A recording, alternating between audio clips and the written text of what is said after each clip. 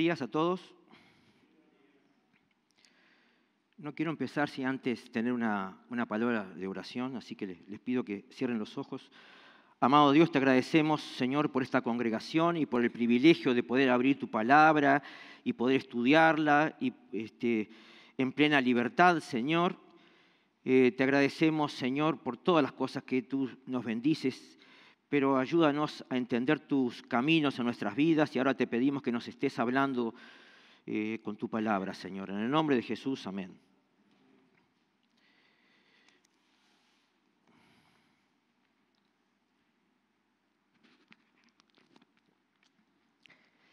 Estos días, o más bien estas semanas o estos meses, en la prensa uruguaya se ha hablado de la situación de una persona pública que está siendo investigada por la justicia por temas de corrupción moral. Y esto ha generado muchos comentarios irónicos, muchas burlas en un tema tan preocupante y un tema tan serio. Hace unos cuantos años había un programa de televisión en las tardes, hace años, capaz que hace más de 20 años, en que había un predicador, un excelente predicador, a mi criterio, que era un excelente pianista y cantaba muy bien, y resulta que también fue denunciado porque llevaba una doble vida con prostitución y otros temas. Y bueno, cayó ese programa, fue todo un desastre, la verdad que fue un desastre aquello, porque venía haciendo un papel muy bueno y era todo como una mentira, la doble vida que llevaba, ¿no? Fue un golpe duro. Ese pastor confesó públicamente sus pecados, se arrepintió, y un amigo le preguntó cómo era posible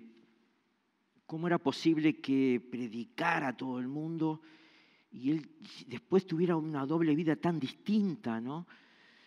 Y él dijo, el problema es que yo predicaba para los demás,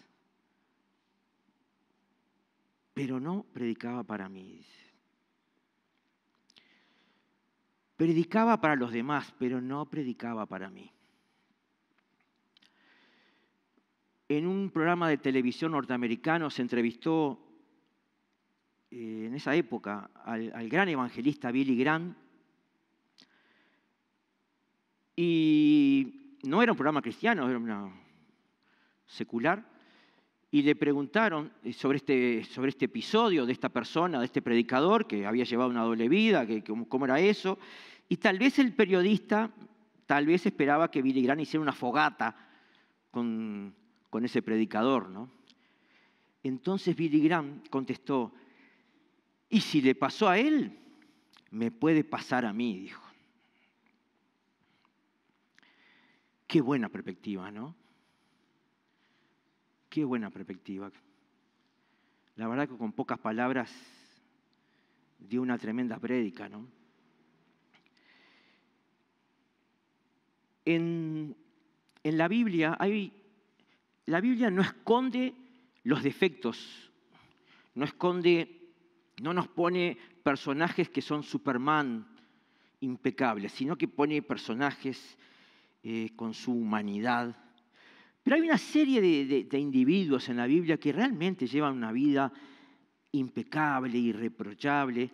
Y uno de ellos es un libro que en la literatura clásica universal siempre se tuvo muy en cuenta, que es el libro de Job.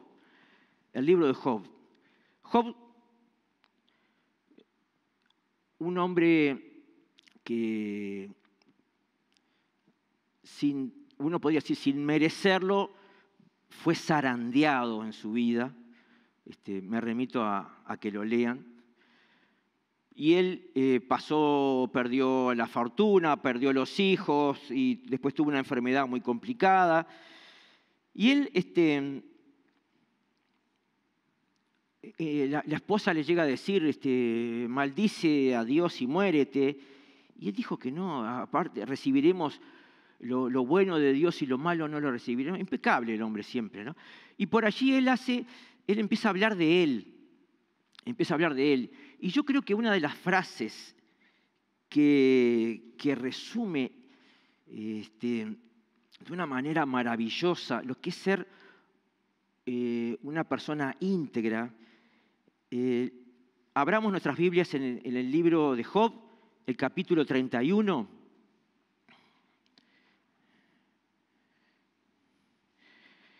Y Job dice allí una frase tremenda, porque él dice,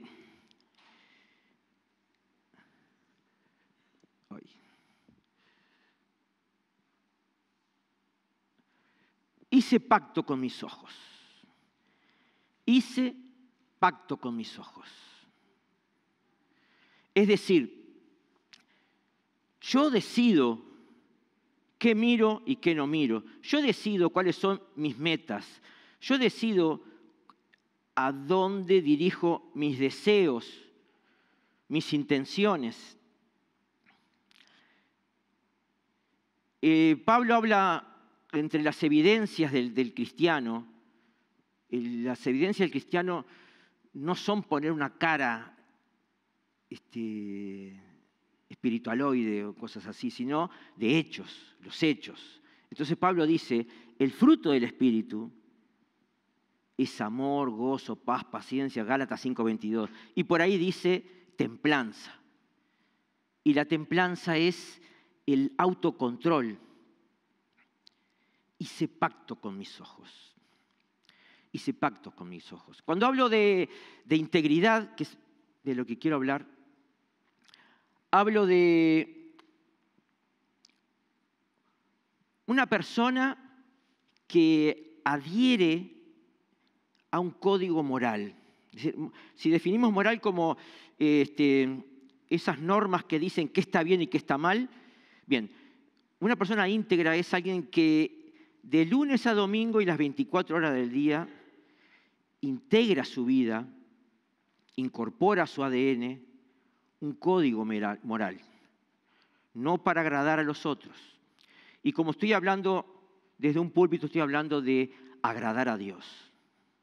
Y cuando hablo de moral o de ética, que en este caso voy a hablar como sinónimos, porque no todo el mundo considera que son sinónimos, estoy hablando de que la moral, la ética, es la ley de Dios.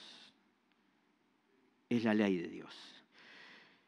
Job llega a decir, hice pacto con mis ojos, ¿cómo pues había yo de mirar a una virgen? Y sigue hablando, y sigue hablando, y sigue hablando de lo que él optó, él decidió en su vida. En un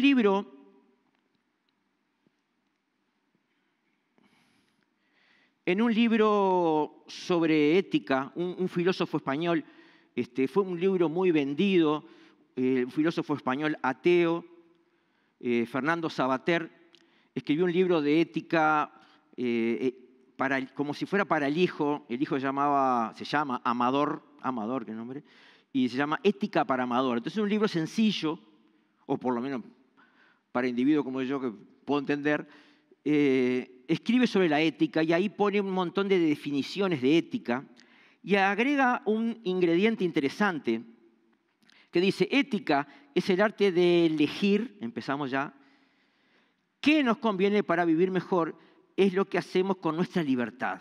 Y ahí agrega el punto, le agrega al concepto de integridad o de ética o de moral un tremendo tema que es la libertad.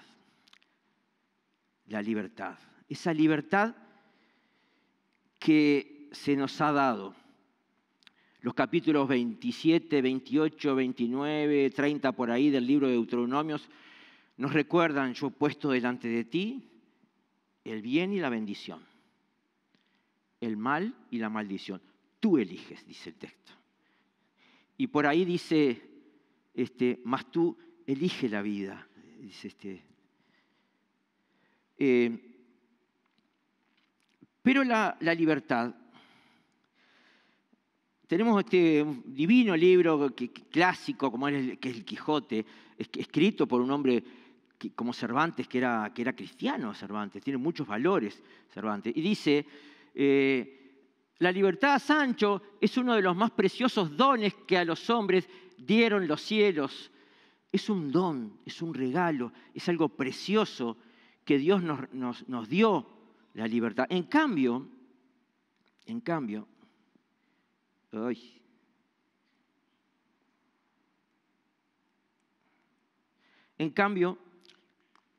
tenemos a alguien que influyó muchísimo en el pensamiento de hoy en día, más de lo que nosotros pensamos, y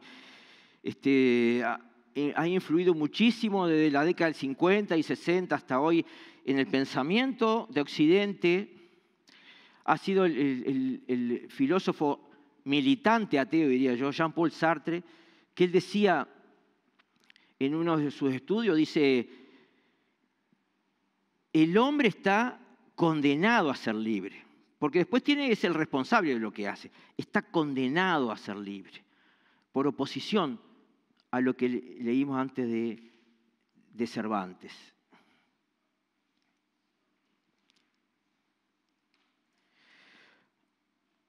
Un biólogo español, un predicador, un teólogo también, Antonio Cruz, escribió en la década del 90 toda una reflexión sobre la posmodernidad. ¿Qué es la posmodernidad? Bueno, sabemos que los historiadores dividen la Edad Media, la modernidad, y se habla que vivimos en un tiempo de posmodernidad, donde hay quienes sostienen, bueno, no hay Dios, no hay absolutos, no hay quien diga qué está bien y qué está mal. Y él llega a decir, por tanto, se murió la ética, dice Antonio Cruz. Se murió la ética. Hacé lo que sientas, lo que te venga bien. Mientras nadie te vea, si todo el mundo lo hace, hacelo, no importa, hacelo. Si hace daño o no hace daño, no, vos buscá tu bien, buscá que te convenga. Y así desarrolla este libro, esta reflexión. Mucho antes de Dostoyevski, en Los hermanos Karamazov, hay un personaje ateo y un personaje creyente. Uno le dice, Dios está muerto, y el creyente le dice, si Dios está muerto, todo está permitido entonces. Porque ¿dónde está el absoluto que me dice qué está bien y qué está mal?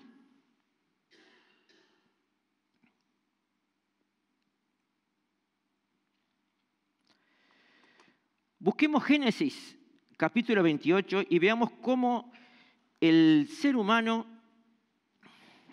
hace uso de su libertad. Acá estamos hablando de un personaje, de un tremendo personaje,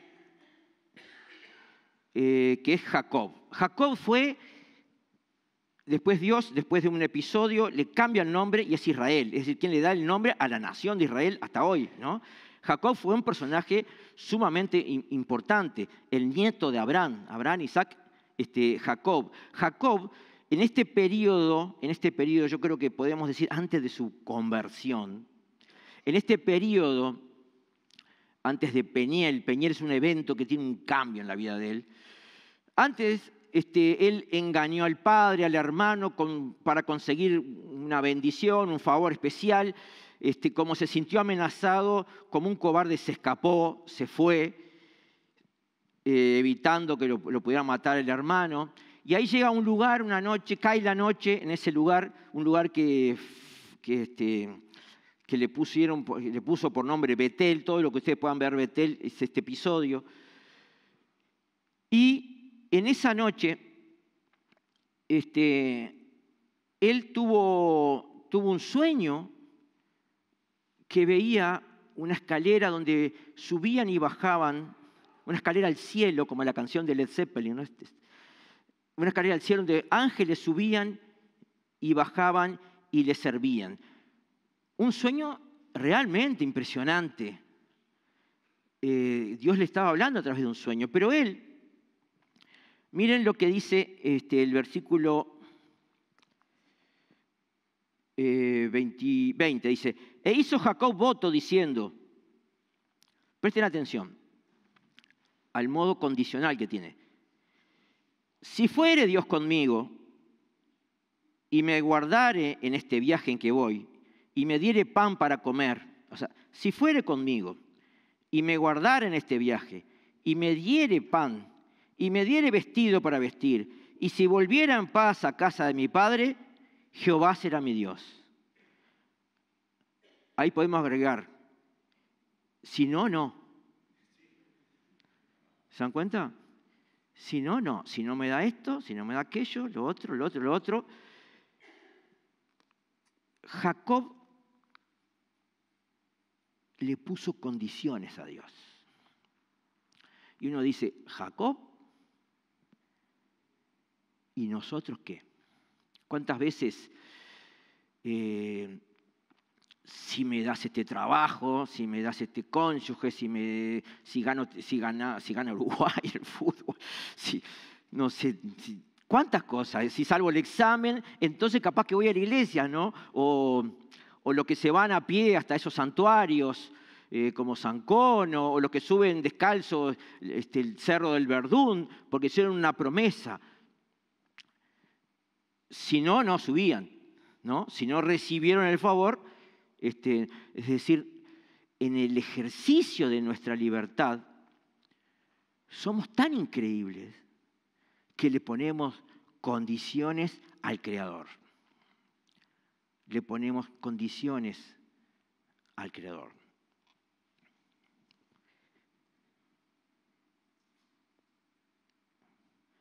Entonces, la libertad es una bendición, como decía el Quijote. La libertad es una condena. Se murió la ética, como dice Antonio Cruz. ¿Es mi ética como la de Jacob?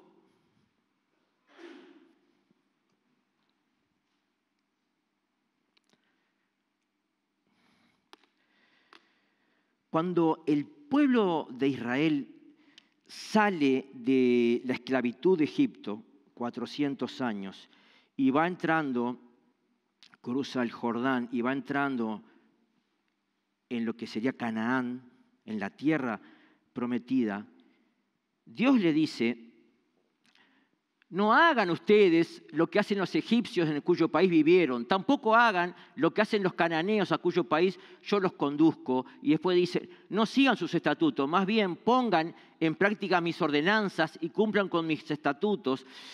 Dios quiere atraer hacia sí un pueblo santo,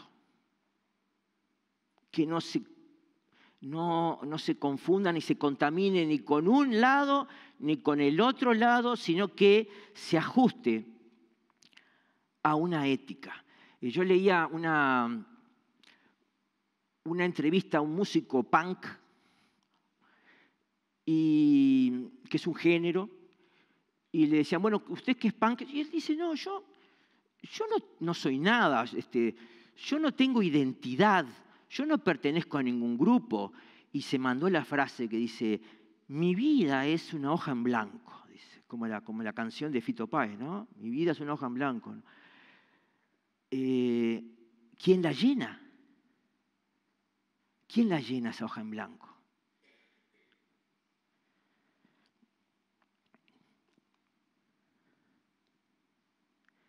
En el corazón del Sermón del Monte, el corazón de la ética cristiana, si se quiere, ¿no? La maravilla que es el Sermón del Monte, que es así que si quieren llenar las páginas en blanco, llénenlas con el Sermón del Monte. La mejor ideología, la mejor política. Si tu enemigo tiene hambre, dale de comer. Si tiene sed, dale de beber. No habría las guerras que hay, las cárceles estarían vacías, no habría ni inflación. Pero en el corazón del Sermón del Monte hay una frasecita que dice, no os hagáis pues semejantes a ellos. Si estamos inmersos en una cultura, estamos inmersos en modas, en corrientes, en influencias, cosas que nos influencian, y otros escriben esa página en blanco de nuestras vidas. Y Dios nos dice, no hagas semejantes a ellos. No te hagas, estábamos estudiando en la escuela dominical el libro de Lucas, y ahí vemos que al final, cuando están en la última cena, los discípulos, después de todo lo que compartieron con Jesús, se ponen a discutir quién va a ser el mayor en el reino de los cielos. Mira, importante, ellos pensaban, ¿quién va a ser mayor en el reino? Y Jesús les dice, en un banquete que hay alguien bien importante y otro lo sirve, ¿cuál es realmente el importante? Y bueno, el que está sentado en el banquete. Mas yo os digo, dice Jesús, que no, porque yo he venido a servir, dice Jesús. Es decir, los estándares, los criterios, los principios de Dios no son los nuestros. No son lo que nosotros pensamos. Es realmente la contracultura.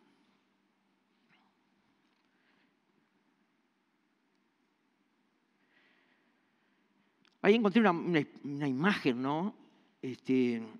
Nos atrevemos hoy a ser diferentes por amor a Cristo cuando la situación lo requiere, cuando, por ejemplo, en un trabajo donde todos se van antes o llegan tarde o se quedan con algo o sobornan al proveedor, pero como todo el mundo lo hace y nadie lo ve, dale tranquilo para adelante. Llegamos a decir, no, yo no lo hago.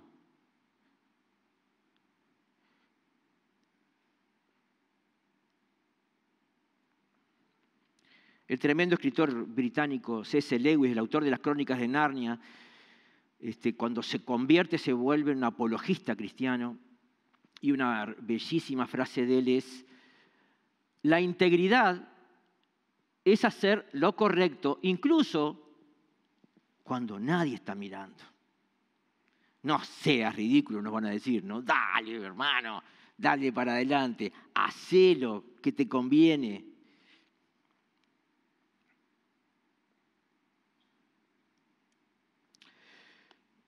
Los invito a leer ahora el capítulo de Génesis, el 39, que es la historia de otro personaje impecable. José, el hijo de Jacob. José, el hijo de Jacob. Jacob tuvo 12 hijos y hubo uno de esos hijos, un individuo especial realmente, que por envidia a los hermanos lo vendieron como esclavo a Egipto. Y ahí, en la esclavitud, es decir, podemos ver distintos ejemplos bíblicos que cuando hay integridad, hay oposición. Cuando hay integridad, genera rechazo. Cuando hay integridad, genera hasta envidia. Y José, como esclavo de un latifundista, de un militar que tenía llamado Potifar, vio que era inteligente, que se desenvolvía, lo puso por encima de todo, era un hombre joven, se ve que era lindo, y la esposa de Potifar, que era una egipcia, las egipcias, yo tuve la bendición de estar en el Cairo, y estuve en el Museo del Cairo y vi con mis ojos los maquillajes, usaban maquillaje, se maquillaban las mujeres, se producían las egipcias, así que sería una egipcia bellísima. Y el capítulo 39, versículo 7 le dice: aconteció después de esto que la mujer de su amo puso sus ojos en José y dijo: duerme conmigo. Porque se ve que no había nadie, él era joven, él era soltero. ¿Cuántos se hubieran zambullido en el placer con la egipcia, ¿no? Y el 8 dice: y él no quiso. Y dijo a la mujer de su amo: he aquí que mi señor no se preocupa conmigo de lo que hay en casa y ha puesto en mi mano todo lo que tiene. No hay otro mayor que yo en esta casa y ninguna cosa me ha reservado sino a ti. Por cuanto tú eres su mujer, ¿cómo pues haría yo este grande mal y pecaría contra Dios? En lugar de haber dicho, y pecaría contra Potifar, contra el amo, dijo, y pecaría contra Dios, porque en definitiva, en lo último, estoy pecando contra Dios. Es realmente llamativo, porque perfectamente pudo haberse... ¿Qué harían los demás? ¿Qué haríamos nosotros?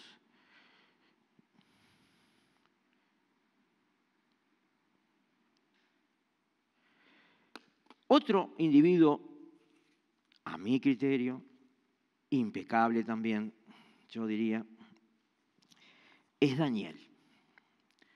Es Daniel. Bueno, perdí la cita.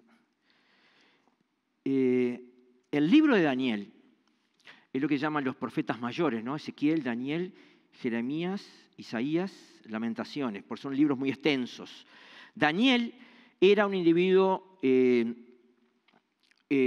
intelectualmente muy formado, vivía en Jerusalén, y cuando el imperio babilónico tomó y destruyó Jerusalén, se llevó a la gente preparada, a los que tenían oficio, para usarlos en el imperio, en la capital del imperio babilónico, a los efectos de gobernar. Necesitaba gente sabia, y uno de esas personas que se llevó fue Daniel y sus amigos, que ahora vamos a ver.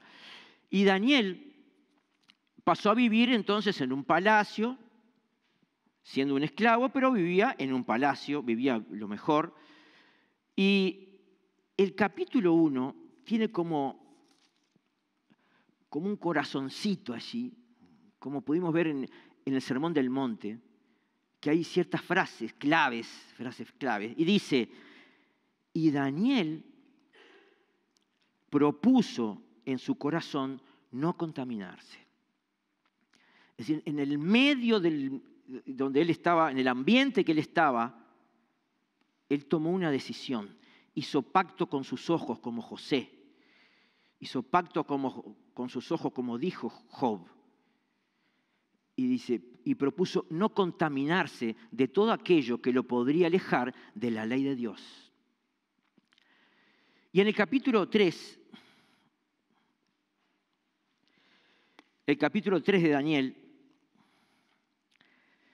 vean, voy a saltear, voy a leer algunos versículos, pero abran Daniel y vean el capítulo 3. Dice, el rey Nabucodonosor, es decir, estaba el imperio babilónico, en este momento era el imperio hegemónico en toda la zona de Oriente y buena parte ahí del Mediterráneo, ¿no? Lo que era Babilonia, lo que fue Babilonia, ¿no? El emperador, el uno, ¿no? Absolutista, no había poder judicial, él decidía sobre la vida y la muerte de la gente, ¿no?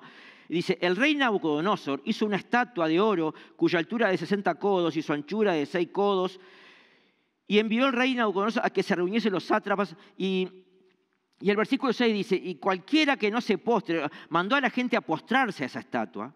Y en el 6 dice, y cualquiera que no se postre y adore, inmediatamente será echado dentro de un horno de fuego ardiendo. Es decir, el que no adorara esa estatua tenía pena de muerte muy cruel además, ¿no? Por lo cual al oír todos los pueblos el son de la bocina, de la flauta, el tamboril, bla, bla, dice, todos los pueblos, naciones y lenguas se postraron. Ocurrió. Todo el mundo aceptó la ley del emperador babilónico.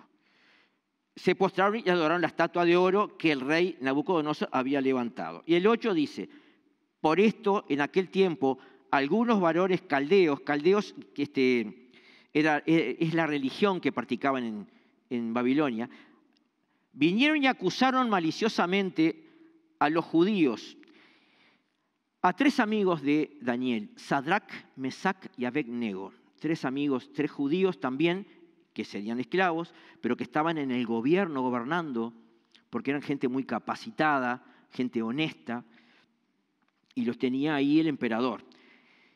Pero también esa integridad genera rechazo.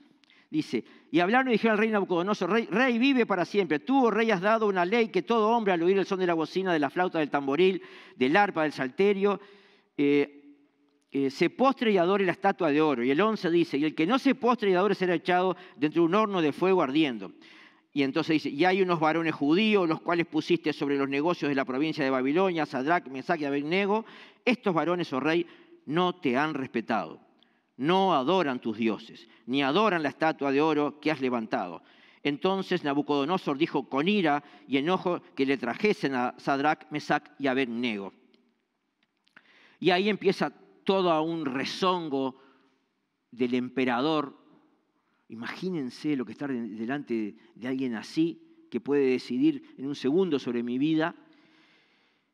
Y en el versículo final del 15 dice, porque si no la adoráis, los manda a adorar la estatua, si no la adorareis en la misma hora, seréis echados en medio de un horno de fuego ardiendo. ¿Y qué Dios será aquel que os libre de mis manos? Y acá viene lo brillante. El versículo 16. Si tienen lapicera pueden subrayarlo si quieren. Dice, Sadrac, Mesac y Abednego respondieron al rey Nabucodonosor diciendo, no es necesario que te respondamos sobre este asunto. No tenemos por qué discutir este asunto contigo. He aquí nuestro Dios a quien servimos puede librarnos del horno de fuego ardiendo y de tu mano, oh rey, nos librará. Y el 18 dice, y si no, es decir, si no nos libra y si tenemos que morir quemados, sepas, oh rey, que no serviremos a tus dioses. Después viene todo el milagro de que ellos son tirados al horno de fuego, arrojados al horno de fuego, aparece un cuarto ser ahí angelical y ellos no se queman y salen. Y siempre ha sido el énfasis en prédicas y en la escuela dominical y cosas así, el milagro de que no se quemaron. Pero lo impresionante es que precedió a ese milagro. Y fue una actitud de fidelidad, de absoluta convicción. Hice pacto con mis ojos. Yo propuse en mi corazón no contaminarme. No hago como los demás. No estamos llamados a ser mártires. Eso está clarísimo en la Biblia. Los cristianos no están llamados a ser mártires. Jesús lo dejó confirmado en Getsemaní, ¿no? Que llega a decirnos, pasa esta copa de mí, antes de la crucifixión, ¿no? Más no se haga mi voluntad, se haga la tuya, dice Jesús. No estamos llamados a ser mártires, pero nos puede pasar. Nos puede pasar, ¿no?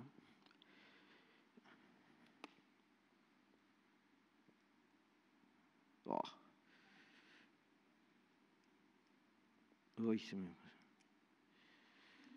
Perdonen, soy un desastre en cuanto a esto.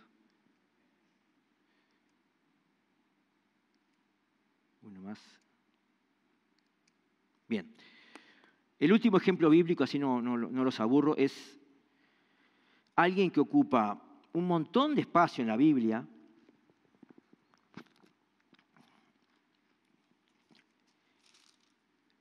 Alguien que, me refiero al rey David. David ocupa un montón de espacio en la Biblia. Está en el libro de Crónicas, en el de Reyes, en el de Samuel, se le atribuyen un montón de salmos, se menciona mucho en el Nuevo Testamento. Está en la genealogía de Jesús. Pero fue un individuo que cometió gruesos errores, hasta fue un asesino. Lo que él muestra es un poderoso arrepentimiento realmente. El arrepentimiento de él está estampado magistralmente en el Salmo 51, ¿no? El Salmo 50, yo no conozco de memoria los salmos, pero el Salmo 51 nos muestra el arrepentimiento de David a sus pecados, que dice que no podían, que hasta los huesos le dolían, y él confiesa su pecado. El Salmo 51 es un salmo muy importante, pero este individuo, David, en 2 de Samuel 24:24, vuelve a incurrir en un pecado que no le gustó nada a Dios y se produce una peste. y en esa peste, esto está en 2 Samuel 24, muere gente y él dice, yo cometí el error, yo quiero, disciplíname, castígame a mí, dice David. Y allí un ángel se le aparece a David y le dice que tenía que ofrecer un holocausto en la era donde se separa el trigo, el grano, de Arauna. Arauna era un jebuseo, no era judío, era un jebuseo, eran los habitantes anteriores de Jerusalén. Y la era de Arauna es un espacio de tierra. Se cree que hoy en día, se cree que fue el lugar donde se edificó el templo de Salomón. Y el ángel le dijo, debes ofrecer un holocausto, o sea, sacrificar un animal, prender fuego y sacrificar un animal, y así cesará la peste, ¿no? Entonces David fue a donde estaba Arauna, a la era de Arauna, y le dijo que le quería comprar el espacio ese de tierra para hacer, y le explicó para qué era, ¿no? Y Arauna, como no era judío, y podía pensar que el rey podía decidir su muerte, matarlo, entonces Arauna le dice, no, yo te regalo la tierra y además te doy leña para el holocausto y además te doy los animales para el holocausto, te doy todo. Cualquiera de nosotros, un uruguayito como yo, por ejemplo, qué gratis, qué fácil hubiera sido, era gratis, gratuito totalmente, bien fácil limpiar un pecado. Pero David, que por algo ocupa el espacio que ocupa en la Biblia, respondió, no, dice, no, sino que por su precio te lo compraré, porque no ofreceré a Jehová, mi Dios, holocaustos que no me cuesten nada. No sé si captan la frase. No ofreceré un sacrificio a Dios que no me cueste nada. Siempre repito acá, de hecho, muchas veces el concepto de Dietrich Bonhoeffer, ¿no? Aquel mártir de Hitler, que escribió un libro, era un pastor alemán que decía durante la Segunda Guerra Mundial, durante el Tercer Reich, decía el nazismo no es cristianismo. Bueno, obviamente fue a la cárcel y finalmente fue ejecutado, ¿no? Pero él decía, el precio pagado en la cruz fue un precio muy caro. No podemos vivir una gracia barata, no podemos vivir un evangelio barato, decía, ¿no? El libro llama el precio de la gracia y hay otro libro que llama el costo del discipulado, que tiene mucho que ver con estos conceptos, ¿no? No ofreceré a Dios sacrificios que no me cuesten nada. Eso está todo, ahí empiezan todos los conceptos de integridad, de fidelidad. Ese es mi código moral. A ese código yo me adhiero. Ahí dirijo mis ojos.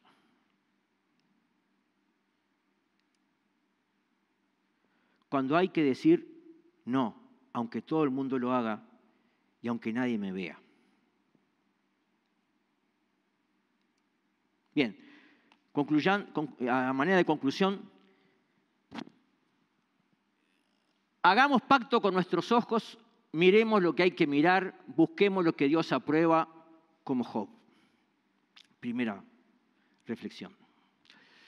Segundo, si amamos a Dios, no les pongamos condiciones, como hizo Jacob, ¿se acuerdan?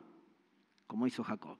Tercero, busquemos ser íntegros, no divididos en dobles vidas, sino adheridos a un código moral o ético que es la ley de Dios.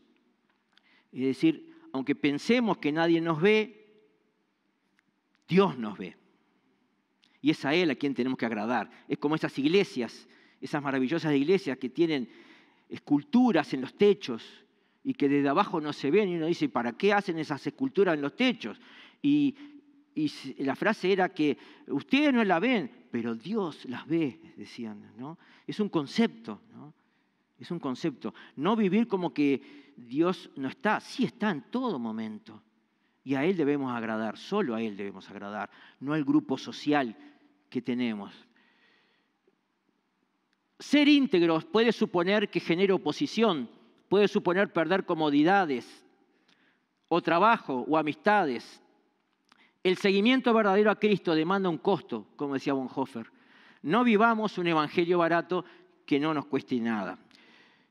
Y terminando, resulta que todos más o menos van a tener una idea de quién fue la Madre Teresa de Calcuta, una mujer que dedicó su vida a gente muy desgraciada, especialmente en la India y en Calcuta, ¿no? Una zona muy pobre.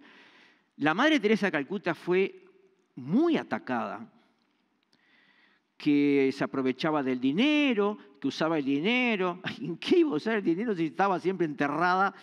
Pero si ustedes buscan el lugar donde ella trabajaba, hicieron un ministerio que creció muchísimo al servicio de la gente muy necesitada, muy necesitada. Entonces ella escribió un poema que estaba pegado en el local ese de Calcuta, donde estaban todos los niños huérfanos. Escribió un poema que se puso allí, que dice: si las personas son irrazonables, inconsecuentes, egoístas, ámalas de todo modo, dice la mujer.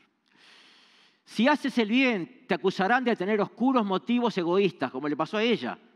Haz el bien de todos modos, dice. Si tienes éxito y te ganas amigos falsos y enemigos verdaderos, lucha de todos modos. Si el bien que hagas hoy será olvidado mañana, haz el bien de todos modos. Si la sinceridad y la franqueza te hacen vulnerable, sé sincero y franco de todos modos. Si lo que has tardado años en construir puede ser destruido en una noche, construye de todos modos. Si alguien que necesita ayuda de verdad puede atacarte, si lo ayudas, ayúdale de todos modos. Si das al mundo lo mejor que tienes y te golpearán a pesar de ello, da al mundo lo mejor que tienes de todos modos. Espectacular. Espectacular. Vamos a orar, hermanos. Amado Dios, en el nombre de Jesucristo, gracias por tu palabra, gracias por tus ejemplos, gracias por todos aquellos personajes bíblicos, hijos tuyos que muchos nos han transmitido a lo largo de los siglos, Señor. Ayúdanos a ser un pueblo fiel a ti, un pueblo que pueda bendecir, un pueblo que realmente marque la diferencia en los lugares que tú nos pones, Señor. Ayúdanos a ser fuertes si perdemos el trabajo, si perdemos lo que humanamente no queremos perder, pero si ese es el precio para hacerte fiel, ayúdanos, Señor, fortalécenos para hacerte fiel. Ayúdanos a hacer el bien de todos modos, a bendecir de todos modos. Bendice esta congregación y bendice todas las congregaciones cristianas de este país para que marquen la diferencia. Te pedimos también, Señor, porque en Uruguay llueva, Señor, se pueda terminar con este problema de la sequía y además explícanos por qué ha ocurrido esto, Señor. Te pedimos también por el fin de la guerra de Ucrania, por el fin de la guerra en Sudán, por el fin de todas estas tiranías horribles que hay en Latinoamérica, Señor. Te pedimos que limpies Haití y tantos países que están sufriendo, Corea del Norte, Birmania, Siria. Señor, bendice esos países para que puedan ver la luz, la esperanza y conocerte, Dios. En el nombre de Jesús te pedimos todas estas cosas. Amén, Señor.